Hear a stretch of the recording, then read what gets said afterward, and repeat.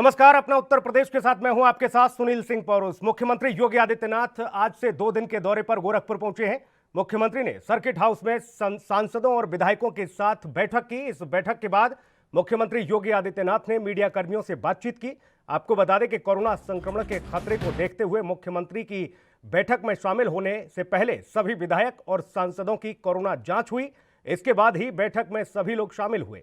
बैठक खत्म होने के बाद निकले सांसद रवि किशन ने बताया कि जनप्रतिनिधियों के साथ हुई बैठक में मुख्यमंत्री ने सहायक अभियंता के सिंह के हालिया प्रकरण पर कोई भी विशेष विस्तार से बात नहीं की। उन्होंने बस सभी को एकजुट रहते हुए गोरखपुर की बिगड़ी हुई छवि को संभालने के निर्देश दिए हैं। सांसद रवि किशन ने बताया कि मुख्यमंत्री ने उनसे उन सड़कों को लेकर बातचीत की जिसके लिए वह केंद्रीय मंत्री नितिन गडकरी से मिलकर आए हैं। आपको बता दें कि मुख्यमंत्री ने हर विधायक से बारी बारी से बात करते हुए उनके क्षेत्र की समस्याओं को जाना और सभी को निस्तारित करने का आश्वासन भी दिया।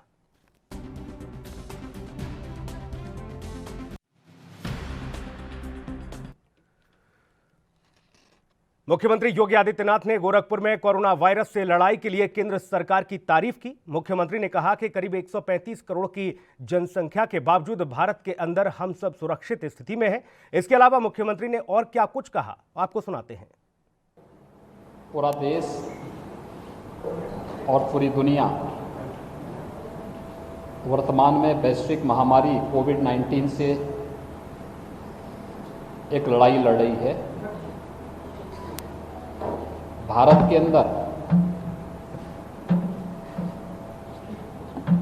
इस लड़ाई को जिस मजबूती के साथ आदरणीय प्रधानमंत्री नरेंद्र मोदी जी के नेतृत्व में लड़ा गया, उसका परिणाम है कि 135 करोड़ की आबादी के बावजूद भारत के अंदर हम सब सुरक्षित स्थिति में हैं। दुनिया और भारत के उन महत्वपूर्ण आंकड़ों को प्रस्तुत करूं। भारत की आबादी है 135 करोड़। भारत में कुल पॉजिटिव जो केसेस हैं वह 28 लाख से ऊपर हैं।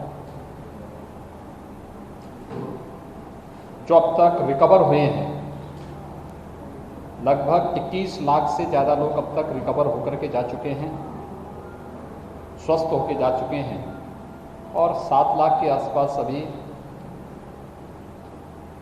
एक्टिव केस हैं। मृत्यु भारत के अंदर लगभग 55,000 के आसपास है। अगर प्रति 10 लाख में केस हम देखें तो 2000 केस प्रति 10 लाख में भारत के अंदर हैं और प्रति 10 लाख में मृत्यु देखेंगे तो यह केवल 39 मृत्यु है, 39 मृत्यु प्रति 10 लाख में है।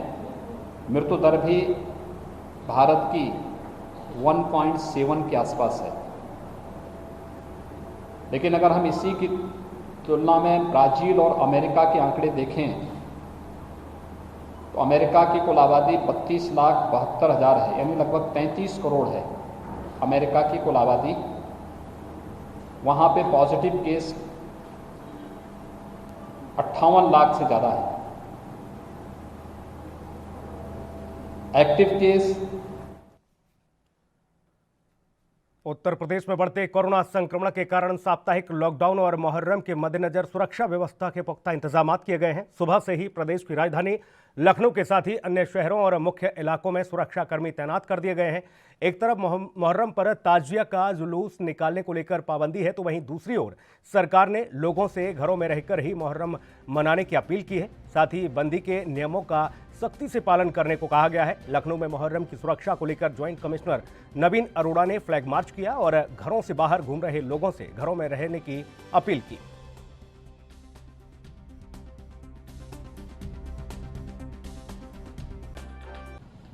आप देख रहे होंगे हमारे यहाँ जितने भी थाने हैं 40 थानों का पूरा पुलिस बल लगा हुआ है इन ड्यूटीज़ के लिए, मुहर्रम और अनंत चतुर्दशी की ड्यूटी के लिए।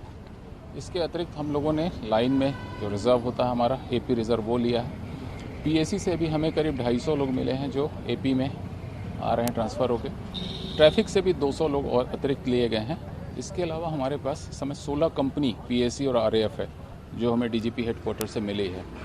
कुल मिला के लगभग 7-8 हज़ार की फोर्स इस समय पूरे चाक चौबंद है और लखनऊ में शांतिपूर्वक आयोजनों को संपन्न कराने के लिए दृढ़ संकल्पित है।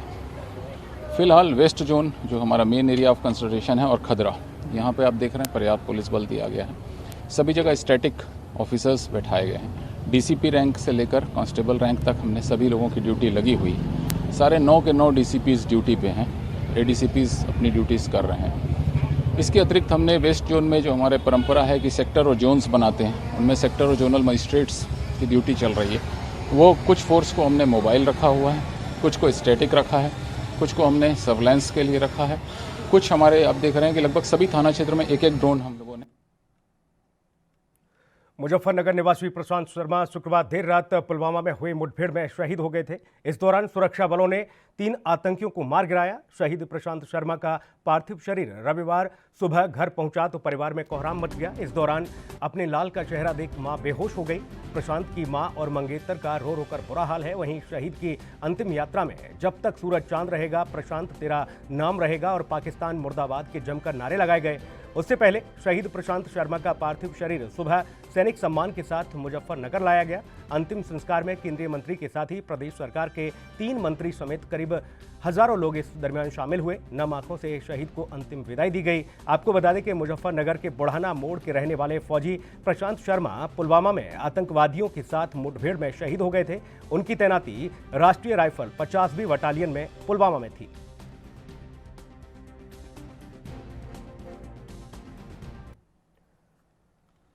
राजधानी लखनऊ के पौष इलाके गौतमपल्ली में डबल मर्डर की वारदात सामने आई। वारदात भारतीय रेल यातायात सेवा के वरिष्ठ अधिकारी आरडी वाजपेयी के सरकारी आवास पर हुई। लखनऊ में हुए डबल मर्डर केस को लेकर कांग्रेस नेता सदन अनुराधा मिश्रा ने क्या कुछ कहा, आपको सुनाते हैं। उत्तर प्रदेश की राजधानी लखनऊ में जिस तरह से आज सबसे पौष और सबसे सुरक्षित इलाके में एक प्रशासनिक अधिकारी रेलवे के उनके सरकारी आवास में घुस करके कुछ अज्ञात अपराधियों ने उनकी पत्नी और उनके बेटे की जघन्य हत्या कर दी। आरडी वाजपेयी जी का घर मुख्यमंत्री आवास से मात्र 200 किलोमीटर की दूरी पे। अगल बगल कई मंत्री, उप मुख्यमंत्री और कई बड़े नेता रहते हैं। मैं पूछना चाहती हूँ मुख्यमंत्री जी से, और कितने आपके सामने अपराध होंगे जब आप ये समझ लेंगे कि उत्तर प्रदेश में जंगल राज है। आपके घर के चंद कदमों की दूरी पर इतनी बड़ी घटना हुई है। अब तो आपको इसका संज्ञान लेना चाहिए और अपराध और अपराधियों पर अंकुश लगाना चाहिए। इस घटना की मैं निंदा करती हूँ और मांग करती हूँ कि जो भी अपराधी थे तत्काल पुलिस उन लोगों पर उनको अरेस्ट करे और सख्त से सख्त कानूनी कार्रवाई।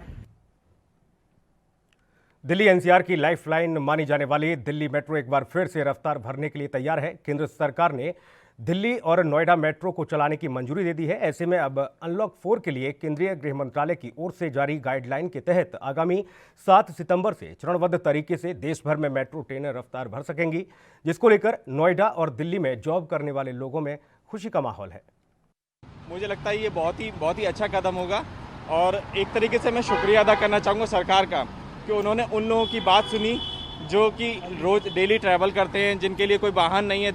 दिल्ली से अगर नोएडा जाना है, नोएडा से अगर दिल्ली जाना है तो कोई वाहन ही नहीं है, कैसे जाएं? क्योंकि लॉकडाउन की वजह से जो टैक्सी हैं उनके रेट्स भी इतने ज़्यादा हाई हैं और टैक्सी मिल भी नहीं रही हैं।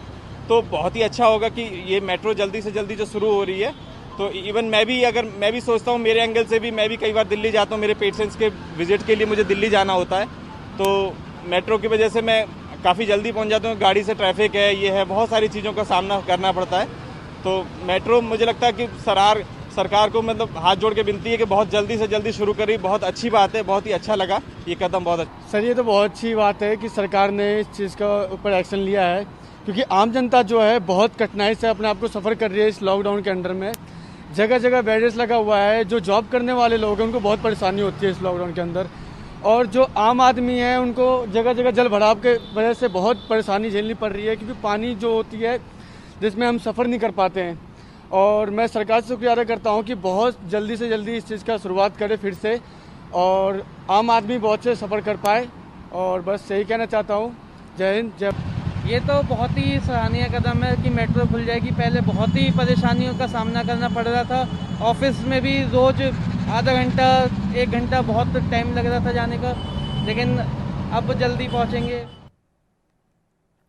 राजधानी लखनऊ के थानापारा क्षेत्र के सरोसा गांव में मृतक किशोरी के शव बदलने का मामला कुछ दिन पहले सामने आया था, जिसमें शव दफन होने के बाद डीएम के आदेश के बाद डीएनए टेस्टिंग के लिए शव को कब्र से बाहर निकाला गया और डीएनए का सैंपल लिया गया। आपको बता दें कि 22 अगस्त को थानापारा क्षेत्र के अंतर्गत गांव सरोसा में 12 वर्षीय बच्ची का शव नहर के किनारे मिलने से क्षेत्र में सनसनी फैल गई थी। मृतक बच्ची की मां का आरोप था कि बच्ची के साथ दुष्कर्म कर उसकी हत्या की गई है, जबकि मेडिकल रिपोर्ट में बच्ची की डूबकर मौत होने की पुष्टि हुई थी।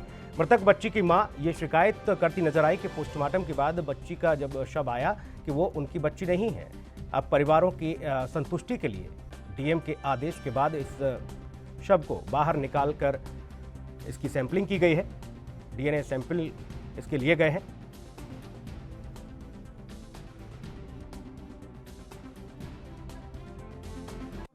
जिला मजिस्ट्रेट का आदेश था कि इसको उनकी बॉडी को निकाल के उनका डीएनए टेस्ट करवाया जाना था, तो उसी क्रम में अब यहाँ पे बॉडी को निकाल के उनका डीएनए टेस्ट के लिए सैंपल लिया गया है और अब सैंपल लेने के बाद में आगे की कार्रवाई। सर कितनी टीम थी, कितने लोग आए थे जो टेस्ट के लिए? डॉक्टर्स की एक्सपर्ट की टीम है, जिसमें कि 2 डॉक्टर्स हैं और इसके अलावा उनका स्टाफ है, और यहाँ पे बाकी मैं हूँ, ACP साहब हैं, पुलिस फोर्स है, और यहाँ पे गांव के लोग हैं, गांव के जो संवाद लोग हैं और जो मृतका उनके परिवार के लोग मौजूद हैं। Thank you. वक्त एक ब्रेक का है, ब्रेक के बाद भी खबरें जारी हैं।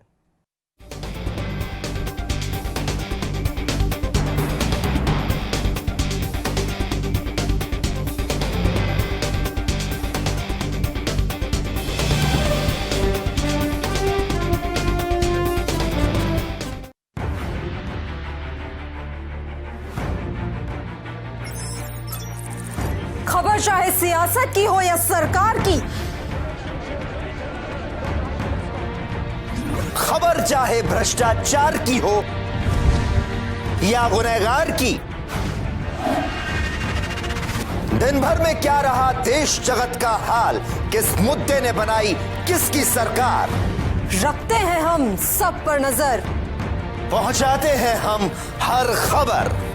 हम हैं ANB न्यूज।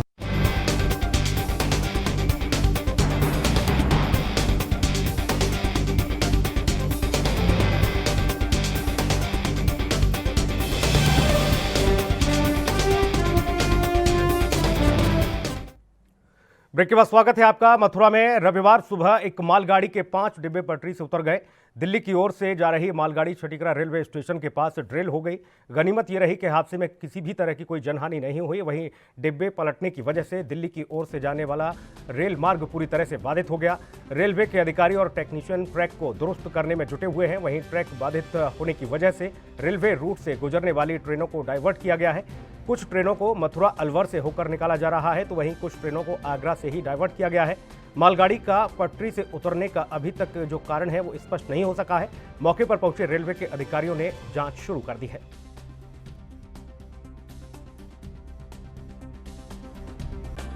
ये देखिए, आप देख रहे हैं मालगाड़ी ये गाजियाबाद स्पेशल गाजियाबाद की तरफ जा रही थी और इसके 4 डब्बे यहाँ पे गिरे हुए हैं, जिसकी वजह से कि हमारी अप डाउन और थर्ड लाइन अभी तीनों बंद हैं और हमारी ART जो क्रेन वगैरह वो ऑलरेडी आप देख रहे हैं साइड पे पहुंच गई है और बड़े युद्ध स्तर पे काम हो रहा है। जितनी जल्दी कोशिश होगी इसको रिस्टोर किया जाएगा। लगभग कितना समय आप मानते हैं?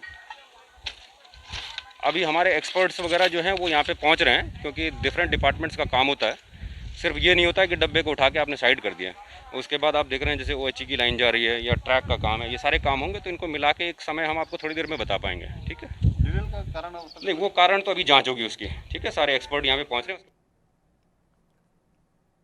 लखनऊ की विकास नगर पुलिस ने एक ऐसे गैंग का पर्दाफाश किया है जो गूगल मैप के जरिए बड़ी बड़ी चोरियों को अंजाम देता था। आपको सुनकर हैरानी जरूर होगी। चोरों ने अपनी लाखों की चोरी के मंसूबे को गूगल मैप के जरिए ही पूरा कर डाला। लखनऊ की विकास नगर पुलिस ने इस गैंग के सरगना समेत 4 सदस्यों को गिरफ्तार किया है। पुलिस ने जब जांच की तो इनके कारनामों का खुलासा हुआ। पुलिस ने बताया कि ये चोर दूसरे राज्य में उत्तर प्रदेश में गूगल मैप के जरिए चोरी करते थे। साथ ही पुलिस ने इनके पास से भारी तादाद में चांदी और सोने का सामान बरामद किया है। साथ ही लाखों रुपए का कैश भी बरामद किया गया है।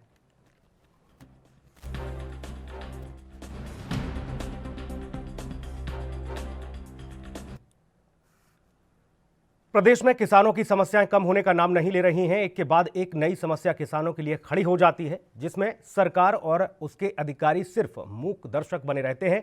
कहीं पर भी किसी भी तरह की कोई मदद समय पर नहीं किसानों को मिल पा रही है। ऐसे में किसान लगातार हलकान हो रहे हैं, जिसके चलते उनकी खेती पूरी तरह से चौपट होती नजर आ रही है। अभी समय पर किसानों को यूरिया खाद के संकट से जूझना पड़ रहा है। हालांकि अब अमेठी जिले में यूरिया खाद की किल्लत खत्म हो गई है, लेकिन समय पर किसानों को खाद न मिल पाने की वजह से उनकी फसलें पीली पड़ गईं।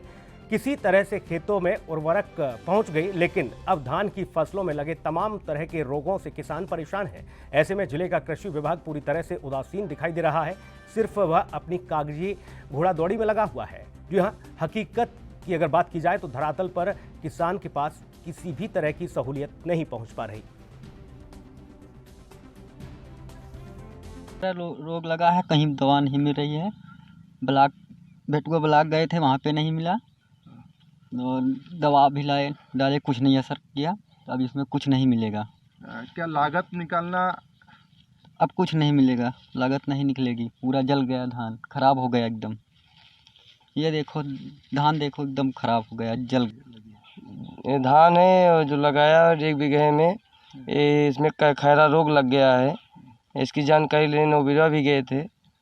इसकी जानकारी अभी कोई मिला नहीं देने के लिए। और दवा के बारे में जानकारी का? दवा के बारे में जानकारी लेने गए, लेकिन वो मिले नहीं जो जानकारी लेना था। खैरा रोग दूसरे से पूछा गया, ये पता लगा खैरा रोग है। कितने बीघे की फसल लगभग हुए हैं धान की? 2 बीघे है। जो अभी क्षेत्र में देखा जा रहा है कि किसान भाइयों के खेत में जो अगर कीड़े की बात कर रहे हैं तो एक जड़ की सोड़ी है जो इसमें लग रही है धान की फसलों में, और उस पौधे को नुकसान पहुंचा रही है। उसके निदान करने के लिए हम लोगों ने किसानों के बीच में जागरूकता फैलाने के उद्देश्य से अपने प्रेस नोट भी जारी किए गए, और सभी कर्मचारियों को बताया भी गया है कि किसानों के खेतों का भ्रमण करें, उसी हिसाब से उनको सुझाव दें कि कैसे उस पर नियंत्रण पाया जाए। इसके अतिरिक्त किसान भाइयों को यह भी सुझाव दिया जाता है कि करटाप हाइड्रोक्लोराइड की एक दवा है, वो आती है, उसका 20 से 25 kg प्रति हेक्टेयर उसका बुरकाव करने देने से इसका निदान संभव है, या क्लोरपाइरीफास 2.5 लीटर प्रति हेक्टेयर की दर से इस्तेमाल कर देने से भी। प्रदेश में कहने को तो ग्रामीणों के लिए सरकार की ओर से नई नई स्वास्थ्य योजनाएं चलाई जा रही हैं और स्वास्थ्य व्यवस्था के बड़े बड़े दावे भी किए जा रहे हैं। इन सब के बीच आगरा देहात से एक चौंकाने वाली खबर सामने आई है, जहां खिरागढ़ तहसील की ग्राम पंचायत भिलावली में एक स्वास्थ्य केंद्र ग्रामीणों के इलाज के लिए 10 साल पहले बनाया गया था, लेकिन आज तक इस स्वास्थ्य केंद्र का किसी भी ग्रामीण को लाभ नहीं मिल पाया। इसके अलावा एक और चौंकाने वाली बात सामने आई है, इस स्वास्थ्य केंद्र का सरकारी फाइलों में रिकॉर्ड ही नहीं है। खैरागढ़ स्वास्थ्य अधिकारियों का कहना है कि ठेकेदार की तरफ से स्वास्थ्य केंद्र का निर्माण तो करा दिया गया, लेकिन आज तक ठेकेदार ने स्वास्थ्य विभाग के अधिकारियों को स्वास्थ्य केंद्र का हैंडओवर नहीं दिया। वहीं ग्रामीणों का कहना है कि सरकार की ओर से लाखों की रकम से इस स्वास्थ्य केंद्र का निर्माण कार्य कराया गया, लेकिन स्वास्थ्य विभाग के अधिकारियों की मनमानी के चलते इस स्वास्थ्य केंद्र का आज तक ग्रामीणों ने लाभ नहीं ले पाए। आपके जो गांव में जो स्वास्थ्य केंद्र सरकार के द्वारा बनाया गया है, स्वास्थ्य केंद्र के बारे में बताइए सर। ऐसा है कि मेरे एक ग्राम पंचायत में सन 2011 में ये स्वास्थ्य केंद्र बना था जी। तो उसी समय से ऐसी इसकी दीवारें बनी, ऐसा इसका मटेरियल लगा इसमें, तो उसी समय जो बनते ही ये ध्वस्त हो गया, गिर गया। स्वास्थ्य विभाग की टीम आपने कभी इस गाँव में कई बार इसकी शिकायत की है, आज तक किसी ने सुना नहीं, और आज तक ये चालू नहीं हुआ। न कोई आया, न कोई डॉक्टर आया। ANM स्कूल में बैठती है, आज तक आज दिनांक तक इसमें कोई भी कर्मचारी आया नहीं। ग्रामीणों का आरोप है कि जो स्वास्थ्य केंद्र बनाया गया है तो इस ना तो कोई डॉक्टर आता है, ना ही कोई सरकारी। आज तक नहीं आया, आज तक कोई डॉक्टर नहीं आया, न कोई टीम आती है, कभी भी नहीं आई। रवि जी, आप इसी गांव के रहने वाले हो? इसी गांव के रहने वाले। तो आपके जो गांव में स्वास्थ्य केंद्र बना है, इससे आपने दवा ली है कभी? कभी नहीं ली है, ऐसा ही डला हुआ है और दूर दूर जाना पड़ता है दवा लेने। यहाँ कोई आता नहीं है, डॉक्टर एक नहीं आता है यहाँ। मरीजों को समस्या भी होती होंगी इससे? और क्या, दवा टाइम से नहीं मिलने के कारण? मिलती। अच्छा, क्या आप सरकार से क्या कहना चाहते हैं? आप सरकार से ये कहना चाहते हैं इसको चालू करें और डॉक्टर आए जो सुविधा हो गांव के लिए। जाए तो आगरा देहात में स्वास्थ्य केंद्र की हालात पूरी तरीके से जर्जर हुई पड़ी दिखाई दे रही है। आपको बता दें, खिरागढ़ तहसील के ग्राम पंचायत बिलावली में इस स्वास्थ्य केंद्र की पूरी तरीके से आप देख सकते हैं, पूरी तरीके से बिल्डिंग जर्जर हुई पड़ी है। लेकिन आज तक किसी भी प्रशासन के अधिकारियों के द्वारा इस बिल्डिंग के लिए ना ही मरम्मत का कार्य कराया गया है, ना ही स्वास्थ्य केंद्र के लिए किसी भी डॉक्टर की नियुक्ति की गई है। आपको बता दें, आगरा देहात में स्वास्थ्य केंद्रों की हालात यूं ही दिखाई दे रही है। आपको बता दें कि आगरा देहात में आए दिन स्वास्थ्य केंद्रों में ना ही किसी डॉक्टर की नियुक्ति के कारण किसी भी पेशेंट को या किसी भी ग्रामीणों को पूरी तरीके से सही तरीके से इलाज मिल रहा है, क्योंकि स्वास्थ्य केंद्र के हालात आपको बता दें कि पूरी तरीके से ध्वस्त दिखाई दे रही है।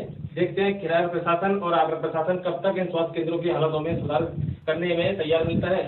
कैमरा पर्सन धर्मेंद्र के साथ मैं टिंकू सिंह, ANB न्यूज, आगरा देहात।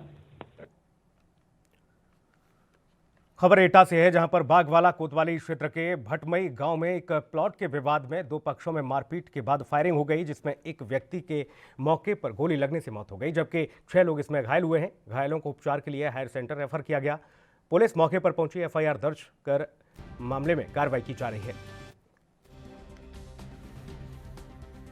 तो सुबह सो के उठे, हाँ। तो उनके जो महावीर सिंह हैं, उनके यहाँ कोई कर्जदार आया, वो पैसे मांग रहा था, वो लड़ रहा था, झगड़ रहा था, यानी उनमें हाथापाई भी होने लगी। ठीक है। तो वो हमारे भाई है ना, सुबह उठ के लैट्रिन करने जाते हैं, तो वो खेत में करने जा रहे थे, तो उनको सुना के वो गाली देने लगे। फिर वहाँ सब लोग ही थे, भीड़ लगी थी। हम तो फिर छत पे से देख रहे थे, ऊपर छत से। गोली किसने चलाई? गोली महावीर सिंह के लड़के। क्यों? ऐसा था, जब हमारे भाई जा रहे थे, हम सामने से। कहाँ के रहने वाले हैं? भटमई के। ये जो आज झगड़ा हुआ है, किस बात को लेके हुआ है? ये विवाद हमारे खेत के ऊपर हुआ है, गाँव प्लॉट है हमारा। अच्छा, मकान हमने बना लिया है। आज सुबह क्या हुआ था जिसके बाद झगड़ा शुरू हुआ? आज कोई ना, हम तो अपने घर पे से, ये हमारे भाई कम से कम 20 दिन बाद आए हुए आगरा से। हॉस्पिटल में हमारा भतीजा तकलीफ है वहाँ तक। तो क्या हुआ आज सुबह, कैसे झगड़ा? आज कुछ नहीं, वो तो आगे से तक रहे थे, वो कुछ दिन आए तो हम उसको लट जाएंगे। एक किसी व्यक्ति की मौत हो गई है? हाँ। किसकी हुई है? गंगा प्रसाद की। कैसे? वो लोगों ने लटका दिया उनको। कितने लोग घायल हैं? वो हम लोग कई लोग घायल हैं। बाराबंकी में घाघरा नदी के बाढ़ के कटान रोकने के लिए सरकार हर वर्ष करोड़ों रुपए का बजट खर्च करती है, जिससे ग्रामीणों को बाढ़ और उसके कटान से बचाया जा सके। लेकिन हर वर्ष सरकार की महत्वाकांक्षी योजना अधिकारियों की लापरवाही की भेंट चढ़ जाती है। इस साल भी सरकार ने बाढ़ और नदी से होने वाली कटान के समाधान के लिए करोड़ों का बजट दिया है, लेकिन परिणाम हर साल की तरह ही फिर वही ढाक के 3 पात रहे। बाढ़ग्रस्त गांव में आज से नदी ने अपनी कटान शुरू कर दी, तो ग्रामीणों ने घरों को नदी में समाने से पहले ही अपने आशियानों को उजाड़ना शुरू कर दिया।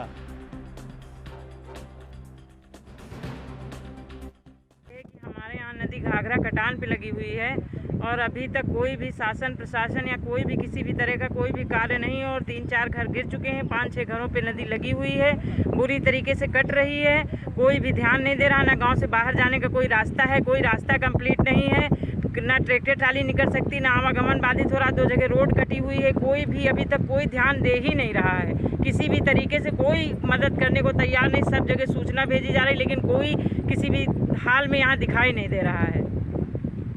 क्या चाहिए आपको?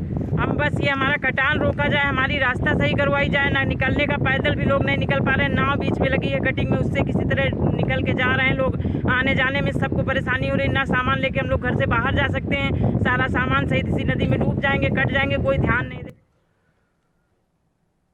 खबर सोनभद्र से है, जहां पर 108 और 102 एम्बुलेंस सेवाएं वेंटिलेटर पर हैं। 102 और 108 एम्बुलेंस सेवा का संचालन ठीक से न होने से मरीजों को काफ़ी परेशानियों का सामना करना पड़ रहा है। जिले में कुल एम्बुलेंस संख्या 46 है, लेकिन इनमें से 15 एम्बुलेंस मेंटेनेंस के अभाव में जिला अस्पताल में इलाज के लिए खड़ी हैं। न तो इन एम्बुलेंस का संचालन ठीक से हो पा रहा है, न ही इनका मेंटेनेंस ठीक से हो पा रहा है। यही वजह है कि मरीजों को खासी दिक्कतों का सामना करना पड़ रहा है। लोगों को सब नहीं मिल पा रही है, खराबी है, उसमें कोई पंचर है, किसी में डीजल नहीं है, कई गाड़ियाँ खड़ी हैं। तो सर इसको सर देखते हुए सर क्या उपाय कर रहे हैं, मरीजों को जो असुविधा हो रही है?